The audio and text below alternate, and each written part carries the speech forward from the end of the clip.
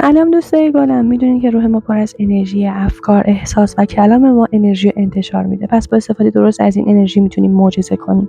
10 تا عبارت تأکیدی برای جنبه‌های مختلف. برای سلامتی.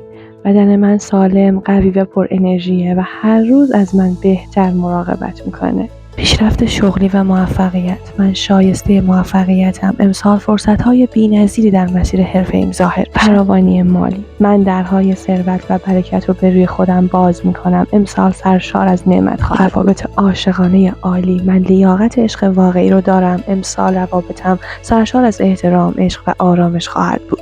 آرامش ذهن و روح. در سال جدید ذهن من آرام، متعادل و سرشار از انرژی مثبت. رشد فردی. هر روز در حال یادگیری و پیشرفتم و دانش جدید درهای موفقیت رو برام باز میکنه. اعتماد به نفس. من قدرتمند، ارزشمند و لایق بهترین ها هستم و با اعتماد به نفس مسیرم رو طی میکنم. روابط خانوادگی و دوستانه.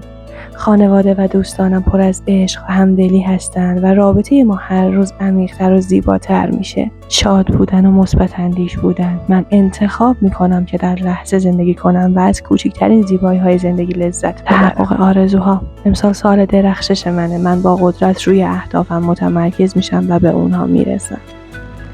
سال فوق‌العاده خوبی باشه برای هممون. دوستتون دارم. اگه دوست داشتین تمرین جذب معجزه رو با من ادامه بدین، ویدیوهای قبلی رو ببینین، سابسکرایب هم بکنین و منتظر ویدیوهای بعدی باشین.